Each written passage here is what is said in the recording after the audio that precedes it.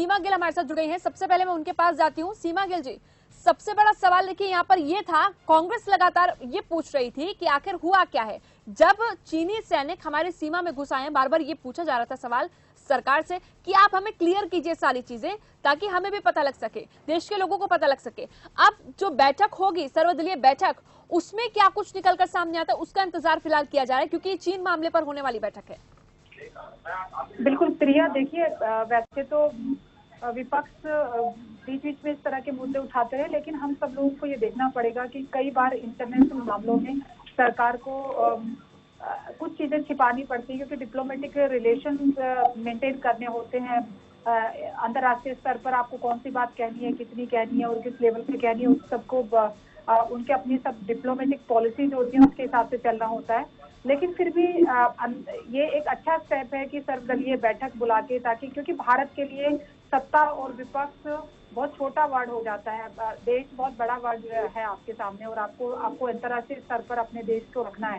तो उसके लिए आपकी राजनीतिक मतभेद है, उन सबको भूल के हमें एक स्तर पर आकर बैठकर बात करना चाहिए, आत्ममंथन करके क्या रास्ते निकाले जा सकते हैं, वो एक बेहतर तरीका होता है। क्योंकि जब भी कभी इस तरह की सिचुएशन होती है, चाहे वो पाकिस्तान के साथ हो या चाइना बॉर्डर पे हो, तो सभी दलों के नेता एक साथ बैठ के मंथन करें, ये सबसे बेहतर तरीका है। और इस पर कदम उठाया भारत सरकार ने, राष्ट्रपति ने भी इसके लिए आदेश जारी किए कि सभी को इस बैठक में शामिल होना है। तो ये एक अच्छी शुरुआत है, और मुझे लगता है कि इस बैठक के बाद में कुछ बड़ा सोल्यूशन निकल के आएगा, क्योंकि जिस तरीके से चाइना के साथ हमारे रिश्ते दिन पे दिन खराब होते जा रहे हैं, इस विपरीत परिस्थितियों में मन में एक सवाल उठता है जब हम इस बैठक को लेकर चर्चा कर रहे हैं कि बालाकोट एयर स्ट्राइक से पहले ये इस तरह की सर्वदलीय बैठक बुलाई थी पीएम नरेंद्र मोदी ने, तो क्या ऐसा हो सकता है कि चीन मसले को लेकर, एलएसी को लेकर कोई बड़ा फैसला होने वाला हो, जिसकी वजह से सर्वदलीय बैठक बुलाना जरूरी समझा जा रहा हो सकता है प्रिया, क्योंकि देखिए मीटिंग के एजेंडा क्या होंगे, किस बात पे होगी, उसको लेके अभी पिक्चर क्लियर नहीं है। बट डेफिनेटली चाइना को लेके कुछ बड़े निर्णय लिए जा सकते हैं, क्योंकि जिस तरीके से सर्वदलीय बैठक की बात कही और राष्ट्रपति ने बोला है कि सबके लिए कि आप सबको इस मीटिंग में होना कंपलसरी है, इट मीन्स कि कुछ बड़े स्टैंड लिए जा सकते हैं। क्योंकि चाइना के साथ जिस तरह से रिश्ते हमारे दिन पे दिन खराब हो रहे हैं, और अभी जो जिस तरीके से रिएक्शंस आए हैं बॉर्डर पर, उसके बाद ये बेहद जरूरी है भारत सरकार के लिए भी कि कुछ इस तरह के बड़े स्टैंड लिए जाएं, ताकि उनको इन सब के बदले में एक करारा जवाब भारत की तरफ से मिल सके। एक और बहुत बड़ी महत्वपूर्ण बात है, क्योंकि हमारे बॉर्डर पे आप हर रोज हमारे जवान शहीद हो रहे हैं, उसके बीच में अगर हमारा भारत अगर एक स्ट्रॉन्ग मैसेज नहीं देगा, तो इसके मायने बहुत गलत निकाले जा सकते हैं। तो हमें एक स्टैंड लेना ही पड़ेगा, और ये वक्त है। अब यहाँ पर हम दोनों तरीके से, मुझे लगता है भारत सरकार इस पर पूरे तरीके से देख रही है और इस पर नजर रखे हुए है, क्योंकि उनको पता है कि चाइना को सिर्फ एक बॉर्डर पर हराने की जरूरत नहीं है, बल्कि दूसरी भी रणनीति हो सकती है कि किस तरीके से उनको वाणिज्य जो व्यापार है चाइना के साथ में इंडिया का, उससे भी उसको मात दी जाए, उससे यानी हर तरह से। सीमा गिल जी, हर तरह से अब हमें ये जानने की कोशिश करनी होगी, हमें ये क्लियर करना होगा कि अब सीधा एक तरफ स्टैंड ले ले चीन की ओर से। चीन क्या कुछ करता आया है पिछले सालों से। हम डोकलाम विवाद की भी बात करें, उसको भी सुलझाने की कोशिश बार बार की गई थी, और उसके बाद बहुत मुश्किल से वो मामला सुलझा था। अभी भी चीन ये कह रहा है कि हम बातों के जरिए ही सुलझाना चाहते हैं, लेकिन जब बात हुई तो कुछ निकलकर सामने नहीं आता। अब भारत को ये कहीं ना कहीं क्लियर करना होगा कि हम चीन को लेकर क्या सोचते हैं, क्या समझते हैं, ताकि उसको भी क्लियरिटी पता लग जाए कि अभी भारत भी सब चीजों में सक्षम है। बिल्कुल प्रिया, एक्चुअली में कभी कभी क्या होता है कि हमारी अपनी पॉलिसीज होती है, हमारे भारत की जो पॉलिसी है वो थोड़ी सॉफ्ट है। हमें लगता है कि हम ना अटैकिंग वे में नहीं जाएंगे, हम डिफेंसिंग मोड में रहते हैं हमेशा, कि हम अपनी तरफ से कभी कोई इस तरह की पहल नहीं करेंगे जिससे अंतर्राष्ट्रीय स्तर पर ये लगे कि भारत शांति के विरुद्ध है, या हम, क्योंकि हम बिलीव भी करते हैं हमारा देश इस फिलोसफी पे आगे बढ़ रहा है।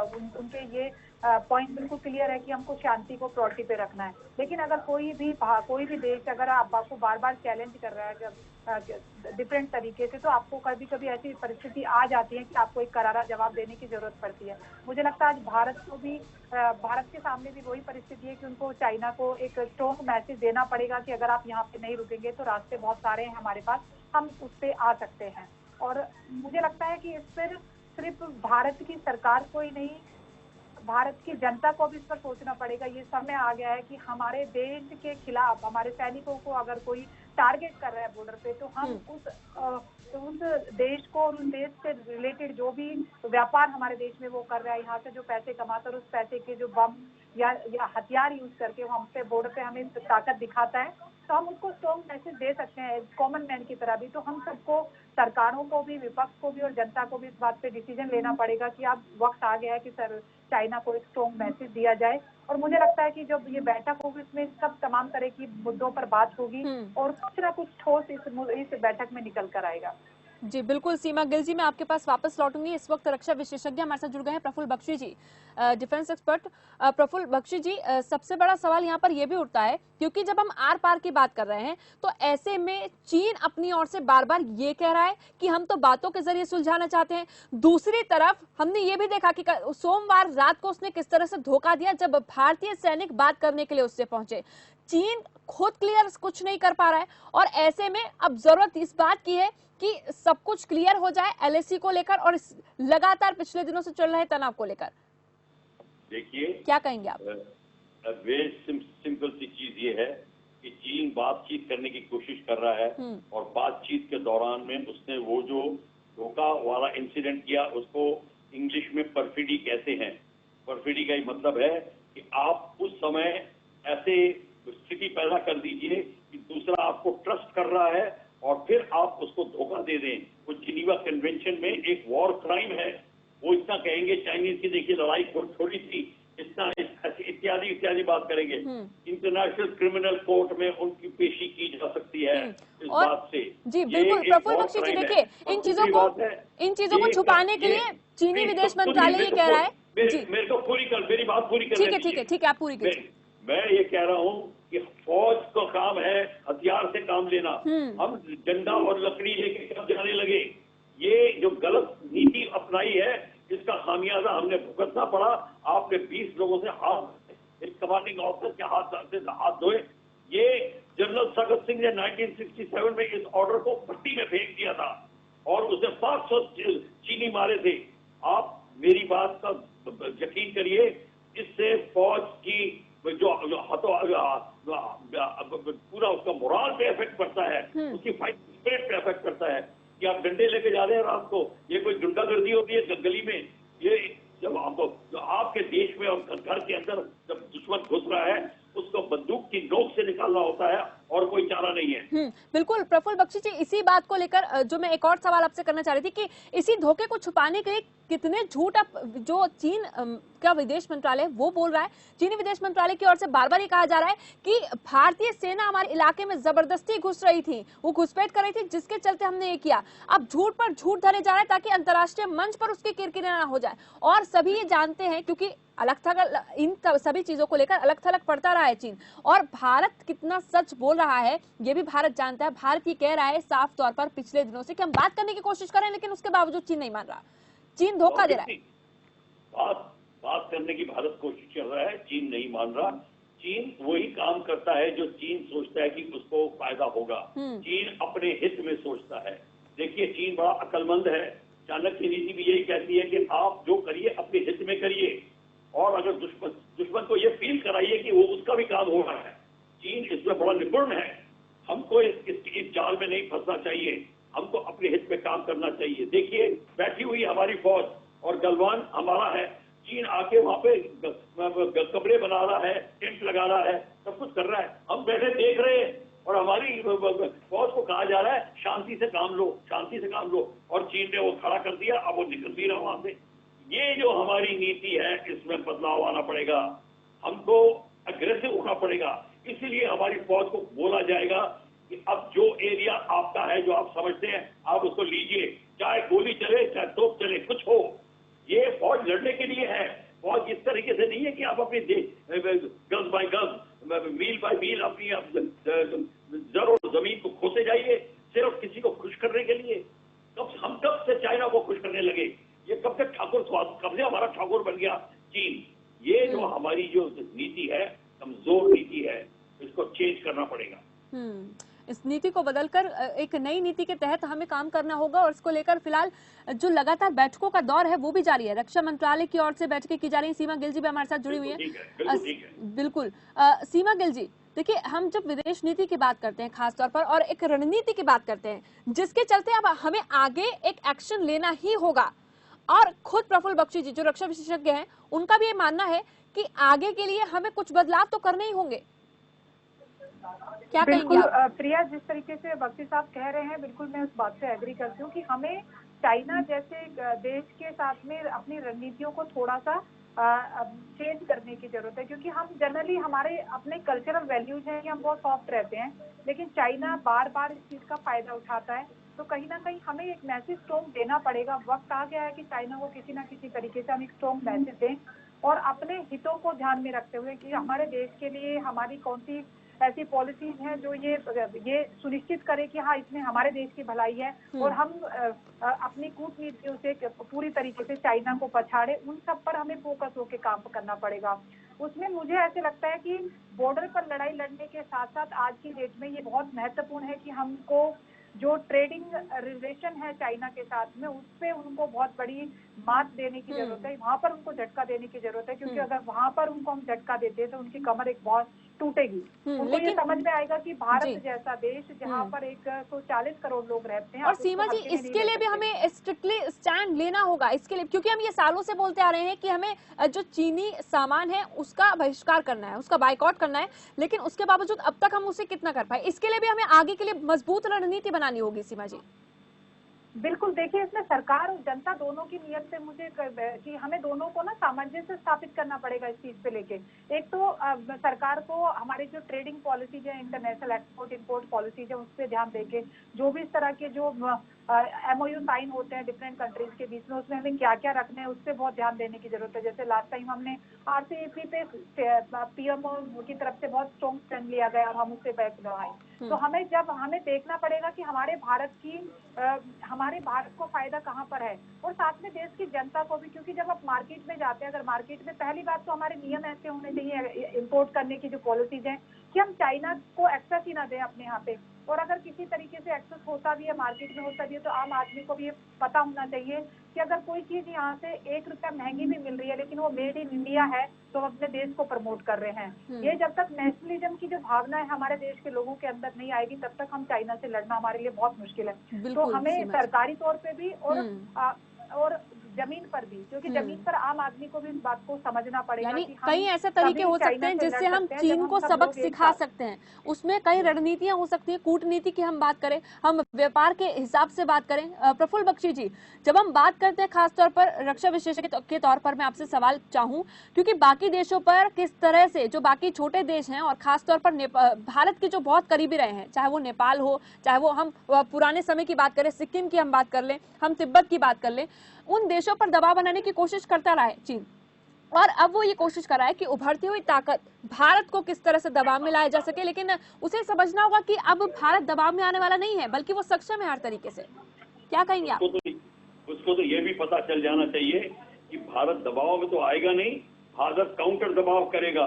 हम क्यों तिब्बत को नहीं, हमने क्यों हमारा मानता नहीं हुई है कि चाइनीज की टेरिटरी तिब्बत को अपनी पॉलिसी चेंज करते, चाइना को झटका लगेगा। हम क्यों नहीं करते? और नेपाल को जिस तरीके से चाइना ने फुसलाया है और अब भूटान को फुसला है, देखिए हमारे को हमारी इन नीति जो इन कंट्रीज की तरफ है उसमें सुधार लाना पड़ेगा। ये जो मधेसी के साथ हमारी प्रॉब्लम हुई थी, ये इसमें क्या देखना पड़ेगा कि भारत की कहाँ गलती थी। जिस तरीके से हम पेश आए थे, जिस तरह से नेपाल सोच रहा है, हमने उनके साथ ये बेइंसाफी की, उन चीजों को हमें सुधारना पड़ेगा। नेपाल के साथ में जो आपको रिश्ते पता है, हमें पता है। मैं इसका बता दूं, नेपाल मेरा रिश्तेदार है, मेरी मामी नेपाल से है, मेरा बचपन नेपाल में गुजरा है, मुझे सब पता है नेपाल का। नेपाल की जनता ने भारत के खिलाफ हो ही नहीं सकती, पर चीन इतनी सियासती ताकत से ओली को अपनी तरफ कर रहा है, तो इसका जो तोड़ है वो एक बड़ी सूझबूझ के साथ करना पड़ेगा। और दूसरा ये है, हमको अब अपनी नीति में एग्रेशन लाने के लिए जो एरियाज को हमें ऑक्युपाई करना है, देखिए अपनी नेवी को आप बोलिए, मालदीव आइलैंड में उन्होंने आर्टिफिशियल आइलैंड बनाया, मालदीव के पास एक आर्टिफिशियल आइलैंड, उस पर हमें कैप्चर कर लेना चाहिए।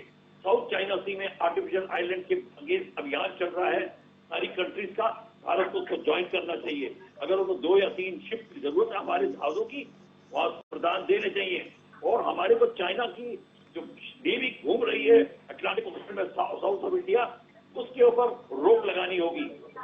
अगर जरूरत पड़ती है तो हमको गदार पोर्ट के ऊपर ब्लॉकेट करना होगा। ये सब कर सकते हैं हम। हमारी तो ये, पर उसमें क्या होगा, और बात आगे बढ़ेगी तो हमको बात आगे बढ़ाने से डरना नहीं है। ये ना पूरे नहीं जी एस्केलेट हो जाएगी। क्योंकि प्रफुल्ल बख्शी जी देखिए, यहाँ पर सबसे बड़ी वजह जो है वो एक ही रास्ता है, जिस रास्ते को लगातार वो बनाने की भारत कोशिश कर रहा है और भारत ने भी कहा कि उसको हम बनाने के लिए और तेजी लाएंगे। दरबुक शौक दौलत बेग ओल्डी का ये रास्ता जिसे लगातार बनाया भी जा रहा है, जिसका उद्घाटन भी कुछ समय पहले किया गया, उसके बाद से चीन की जो प्रतिक्रिया थी वो बहुत अलग थी। और चीन अपनी तरफ तो रास्ते लगातार बनाता नजर आया, लेकिन जैसे ही उसने देखा कि भारत ने रास्ता बनाना शुरू किया है और उसमें और तेजी आ गई, तब से ही चीन को इस चीज से दिक्कत होने लगी है। सिर्फ इस मसले को लेकर इन दिनों वो इस तरह की हरकतें कर रहा है।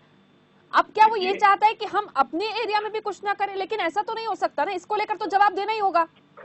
देखिए, आप जवाब देने की बात मत करिए, आप चीन को जवाब देने दीजिए। बिफोर चीन कोई पॉइंट उठाए, आप चीन के 2-3 जगह पे कब्जा करिए, चीन को रोने दीजिए। ये नहीं कि आप दुनिया को जाके बताते पहले देखो चीन ने क्या कर दिया, क्या कर दिया। ये हमारी जो नीति है, हमको इसको बदलाना पड़ेगा। अभी चीन को प्रेशर में डालना पड़ेगा हर जगह, जिससे चीन को दर्द हो। जब तक आप चीन को दर्द नहीं देंगे, वो आ नहीं बनेगा और नेगोशिएटिंग टेबल पे नहीं आएगा। तो ये काम हमको करना है। और सबसे बड़ी बात ये है कि हमारे को अपनी जितनी कंट्रीज हैं, नेपाल तो बोला, म्यांमार में उसने पोर्ट लिया हुआ है, बांग्लादेश, उनके साथ हमारी नीतियों में सुधार लाना पड़ेगा। बांग्लादेश के साथ स्पेशली, बांग्लादेश उभर रहा है और यहाँ नेपाल, ये 2 चीजें। पाकिस्तान तो हाथ से निकल गया, पाकिस्तान तो पीओके में चीन का जो सीपीईसी और ओबीओआर में प्रोजेक्ट बनाए हैं, हमारे को पीओके में अभियान करके उसको क्या कहते हैं गिलगित को और कारगिल एरिया, पूरे एरिया में जो उनके जो सीपीईसी का प्रोजेक्ट है उसके ऊपर हमें दखल देना पड़ेगा। बिल्कुल। और चीन, पाकिस्तान को लेकर भी चीन की क्या नीति रही है वो भी सभी ने देखा है, पूरी दुनिया उसको देखती हुई नजर आती है। इसके साथ ही अगर हम बात करते हैं कुछ छोटे देशों की, ताइवान पर भी वो कोशिश कर रहा है किस तरह से उस पर भी कब्जा किया जा सके। अब ताइवान पर भी वो हमले की कोशिश कर रहा है। लेकिन जब हम बात करते हैं अक्साई चीन की, किस तरह से 1962 में उसने हमला करके वो जो पूरा क्षेत्र था हड़प लिया था, अब एक बार फिर से वो इसी तरह की हरकतें कर रहा है, जहां वो कोशिश ये कर रहा है कि कुछ इलाकों को हड़पा जा सके। वो नेपाल के जरिए भी कोशिश कर रहा है कि जो लिपुलेख वाला जो इलाका है उसको किस तरह से लिया जा सके। और इस तरफ से वो लद्दाख के यानी कि गलवान की हम बात करते हैं तो वहां पर भी वो लगातार सेना बढ़ा रहा है, ताकि जो भारत है वो अपनी सीमा के अंदर भी कुछ ना कर सके। लेकिन उसे समझना होगा कि अब वो वाली स्थिति नहीं रही है, अब भारत तैयार है पूरी तरह से जवाब देने के लिए। लेकिन भारत क्या रणनीति अपनाता है ये बहुत जरूरी है। देखिए, चीन को नहीं समझना होगा, भारत को जबरदस्ती समझाना होगा। हाँ। हमारा नैरेटिव चेंज करिए अपना, हमको उसको समझाना होगा, उसको जबरदस्ती मुंह में डालना होगा। ये हमारे नैरेटिव होना चाहिए। हम घड़ी घड़ी उसको इस तरीके से पेश आते जैसे वो हमारा ऑनर्ड गेस्ट है, कोई हमारा मेहमान नहीं है। वो हमको चीन को उस जगह दिखानी होगी, ये हम नहीं दिखाते। और देखिए, जब आपको मैं ले जाऊं सन 62 में यही बात हुई थी, जब भारत और चीन का गलवान से शुरू हुआ था, तो इंडियन आर्मी ने एयरफोर्स की मांग करी, तो हमारे नेहरू जी ने, प्राइम मिनिस्टर ने कहा कि अब चीन हर जगह बमबारी कर देगा, बॉम्बे, कैलकाटा, मद्रास, लखनऊ, सारी सिटी तबाह हो जाएंगी। किसी को ये नहीं पता था कि चाइना की एयरफोर्स के पास 4 जहाज हैं जो तेजपुर के आगे नहीं जा सकते, पर कौन बताए। और हम इतने डरे हुए थे, अपनी एयरफोर्स निकाल दी वहां से। हमको ये नीति बदलनी होगी। अब हमारे को स्ट्रेटेजिक थिंकिंग करनी होगी और अपनी नीति बनाने के मशीनरी में फौज का इन्वॉल्व करना होगा। अभी भी हमारी फौज को ठीक से इंस्ट्रक्शन नहीं मिल रही। ये रूल्स ऑफ एंगेजमेंट बिल्कुल गलत था कि लकड़ी लेके और डंडे लेके घूमिए, ये बिल्कुल बहुत गलत थी और ये बहुत महंगी पड़ी है हमको, जिसको तुरंत हटाना पड़ेगा। और फौज को, जैसे आज हमारे प्राइम मिनिस्टर ने ऑलरेडी बोल दिया है कि फौज को पूरी छूट है, अब फौज को कुछ पूछना नहीं है, आप अपनी कार्रवाई करिए पूरी। और हमें कॉन्फिडेंस है फौज में कि वो ढंग का काम करेगी और गवर्नमेंट बिल्कुल ठीक कदम उठा रही है। बिल्कुल। और प्रफुल्ल बख्शी जी, यही एक बड़ा कारण है कि हमने देखा जो खूनी झड़प हुई है सोमवार रात को, उस वक्त जब हमारे एक अफसर को मारा गया, हमारे अफसर की जो शहादत हुई, उसके बाद जितने भी सैनिक थे हमारे, जितनी भी वो उस खूनी झड़प में कमांडिंग जो अफसर था उसको भी मार गिराया गया चीन के। सीमा जी भी हमारे साथ जुड़ी हुई हैं। सीमा जी, जो नीति है जिसको लेकर हम खास तौर पर बात करते हैं, और जो समझौते हुए, समझौतों का उल्लंघन तो किस तरह से चीन ने किया है वो तो उसको समझना ही होगा, और खास तौर पर भारत को ये भी उसको बताना होगा कि अब जो तुम बार बार ये हरकतें करते नजर आए तो तुम पर डायरेक्ट एक्शन लिया जाएगा एक साथ। प्रिया, देखिए, एक्शन लिया जाएगा ये बताने की जरूरत नहीं, करके दिखाने की जरूरत है। जैसे बख्शी साहब कह रहे हैं कि हम कई बार सॉफ्ट पड़ जाते हैं, हमें लगता है कि हम बातें करेंगे और वो मान जाएगा। चाइना कभी मानने वाला नहीं है, तो हम उनके साथ क्या करेंगे नहीं, जब करके दिखाएंगे तो चाइना को समझ में आएगा कि वो गलत। बिल्कुल। लेकिन सीमा जी, अभी भी भारत का जो स्टैंड है वो फिलहाल ऐसा लगता है, क्योंकि हम बार बार बात करने की कोशिश कर रहे हैं, तो ये एक्सपोज भारत इस वक्त चीन को कर रहा है कि चीन की जो हरकतें हैं वो बातचीत वाली नहीं है, उसको भी बदलना होगा। या मैं वही कह रही हूँ प्रिया कि बातचीत सिर्फ आप एक लेवल पे करते हैं, क्योंकि देखिए ना, आपके जो एफर्ट्स है वो मल्टी लेयर पे चलते हैं। एक तरफ आप डायलॉग कर रहे होते, दूसरी तरफ अपनी रणनीति बना रहे होते, तीसरी तरफ बैक में कुछ ऐसे प्लानिंग होती है जो आई थिंक मुझे लगता है कि चैनल पे बैठ के डिस्कस नहीं हो सकती। बट डेफिनेटली सरकार की तरफ से कुछ ऐसी कूटनीतियां पे काम हो रहा होगा जहाँ पर चीन को किसी तरीके से पछाड़ा जाए, कैसे उन पे अटैक किया जाए, क्योंकि बहुत सारी ऐसे पॉइंट्स हैं जहाँ पर हम चीन को घेर सकते हैं अंतर्राष्ट्रीय स्तर पर भी, और हम आंतरिक मामलों में भी, हमारे देश के अंदर में कम से कम हम चीन को बहुत अच्छे से घेर सकते हैं। चीन का बहुत बड़ा इंटरेस्ट हमारे हिंदुस्तान से जुड़ा हुआ है, हमारे हिंदुस्तान में उनका बहुत बड़ा कंज्यूमर है। अगर हम सिर्फ उसी पे उनको अटैक कर दें, सिर्फ कहने की जरूरत नहीं है, आपको अटैकिंग वे में आना पड़ेगा। ये बेहद जरूरी है कि अब वो वक्त आ गया है कि सरकार को कुछ इस तरह के स्टैंड लेने पड़ेंगे कि हम अटैकिंग वे में आ रहे हैं। चीन को, माफ कीजिएगा, चीन को ये मैसेज बिल्कुल क्लियर शब्दों में मिले, ये बेहद जरूरी है। आप दोनों का ही फिलहाल बहुत बहुत शुक्रिया। लेकिन लगातार देखिए, रक्षा मंत्रालय की ओर से ये फिलहाल तो जानकारी नहीं मिली है, लेकिन बैठक जारी है। ऐसे में तीनों सेना प्रमुखों और सीडीएस के पहुंचने की भी वहां पर जो जानकारी है सूत्रों के हवाले से वो मिल रही है, और ये बैठक कब तक चलेगी इसमें क्या कुछ निकलकर सामने आएगा। हालांकि सभी चीजें तो नहीं दर्शाई जाएंगी, लेकिन हाँ, इस वक्त जरूरी ये है कि भारत को इन 20 सैनिकों के शहादत का जो बदला है, जो सबक है, वो चीन को सिखाना ही पड़ेगा। फिलहाल चलिए चर्चा में बस इतना ही, लेकिन हाँ, चीन और भारत की लगातार कवरेज हम आपको दिखाते रहेंगे। जैसे भी कोई अपडेट आएगा हम आपको बताते रहेंगे, और ब्रेक के उस पार खबरों का सिलसिला जारी है।